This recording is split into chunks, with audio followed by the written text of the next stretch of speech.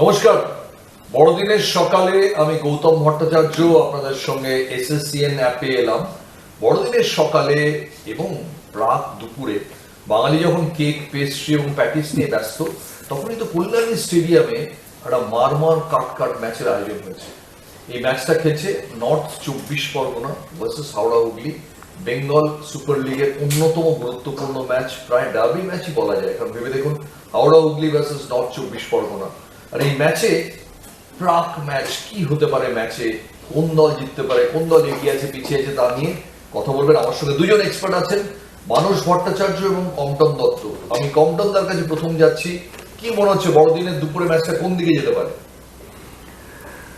দেখো, সত্যি ডার্বি যেটা বলছে, বেঙ্গল সুপার লিগের ডার্বি অবশ্যই, কারণ দুজনেই 3টে করে ম্যাচ খেলে 6 পয়েন্ট আর্ন করেছে। কিন্তু তার মধ্যে আমরা প্লেয়ার লিস্ট এখনো হাতে সেরকমভাবে পাইনি, কারা খেলছে আমরা বলতে পারবো না। কিন্তু একটা জিনিস জানি যে হাওড়া হুগলির কোচ হচ্ছে ব্যারেটো এবং নর্থ 24 পরগনার কোচ হচ্ছে লালকমল ভৌমিক। দুজনেই তাদের সময়ে যথেষ্ট দক্ষতার সামনে আমাদের স্টেটের হয়ে খেলেছে, ইস্টবেঙ্গল মোহনবাগান খেলেছে, বেঙ্গল ইন্ডিয়া সবই খেলেছে। কিন্তু তারা ভেরি এক্সপিরিয়েন্স কোচ, এই বিষয়ে কোনো সন্দেহ নেই। তারা এখন অ্যাক্টিভ, তারা এইসব ছোট ছোট ছেলেদের নিয়ে কাজ করছে। কিন্তু খেলার কথা তো এরকম আগাম প্রেডিক্ট করার মতো কিছু নেই। তবে একটা জিনিস আমি বলতে পারি যে ফুটবল খেলার বাজিমাত করার একটাই জায়গা, যেটা হচ্ছে এই 90 মিনিটস প্লেয়ারদের মেন্টাল কন্ডিশন এবং ফিজিক্যাল কন্ডিশনের ওপর ডিপেন্ড করছে। আমি জানি না, ইস্টবেঙ্গল মোহনবাগানে হয়তো আমরা অনেক টেনশনে থাকতাম, কিন্তু এই ম্যাচটা কতটা ওদের টেনশনে ফেলবে আমার জানা নেই। আমার মনে হয় টেনশন মুক্ত হয়ে তারা যদি খেলতে থাকে, কে জিতবে কে হারবে এটা আমি বলতে পারি না। তবে এইটুকু আমি বলতে পারি ক্লিয়ারলি যে আমাদের ফুটবল প্রেমী মানুষ যারা আছে, যারা খেলাধুলো ভালোবাসেন ফুটবলটাকে, তারা কিন্তু টিভির পর্দায় চোখ রেখে এনজয় করতে পারবে, এ বিষয়ে কোনো সন্দেহ নেই। আজকে বড়দিনের ম্যাচ। মানস ভট্টাচার্য, যে ম্যাচে সুন্দরবনই নেই সেটা কি ডার্বি বলা যায়? সুন্দরবন এই বিএসএল এ যেভাবে খেলছে তার ভিত্তিতে না, দেখো, এই অর্থে আমি বলি, এবারে প্রথম টুর্নামেন্ট আমাদের এই বিএসএল, এমন দুটো জেলা খেলছে, প্রচুর খেলোয়াড় কিন্তু এই দুটো জেলা থেকে কলকাতার মাঠে এসেছে, দেশের হয়ে খেলেছে, রাজ্যের হয়ে খেলেছে। একের পর একের নাম বলতে গেলে আমার সময় শেষ হয়ে যাবে। যে ঘরানা, ফুটবলের যে ঘরানা, সেটা কিন্তু এই দুটো জেলা থেকে, 3টে জেলাই মুখ্যত বলতে হয়, কারণ হুগলিকেও যোগ করা হয়েছে। সুতরাং আমি বলতে পারি ভালো ম্যাচ হবে। 3 খেলে 6 পয়েন্ট, যেটা কমটন বলেছে, দুটো দলের কাছেই চেষ্টা করবে একে অপরকে ছাপিয়ে যেতে।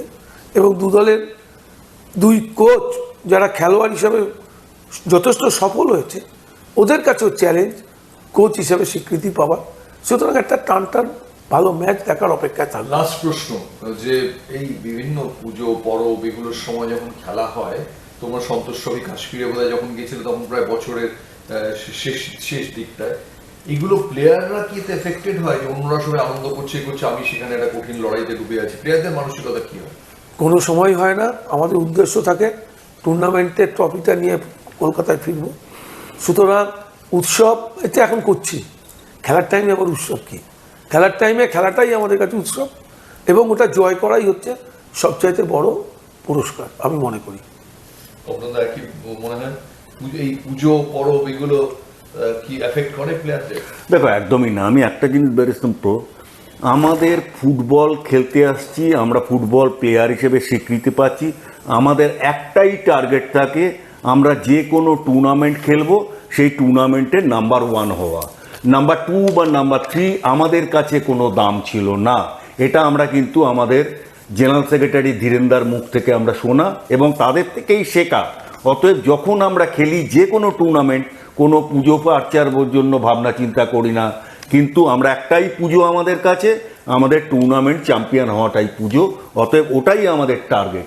বুঝতেই পারলেন যে বড়দিনের বাজারে আমরা আপনারা যতই আনন্দ করি আর কোন পেস্ট্রিটা বেটার হলো সেটা নিয়ে গবেষণা করি, ওরা কিন্তু ওদের মতো থাকবেন, ডার্বি খেলবেন এবং একটা চমকপ্রদ ম্যাচের কিন্তু অপেক্ষায় থাকুন। সবাই ভালো থাকবেন। আপাতত এখনকার মতো আমি গৌতম ভট্টাচার্য আপনাদের থেকে বিরতি নিচ্ছি, আবার ফেরত আসবো। নমস্কার।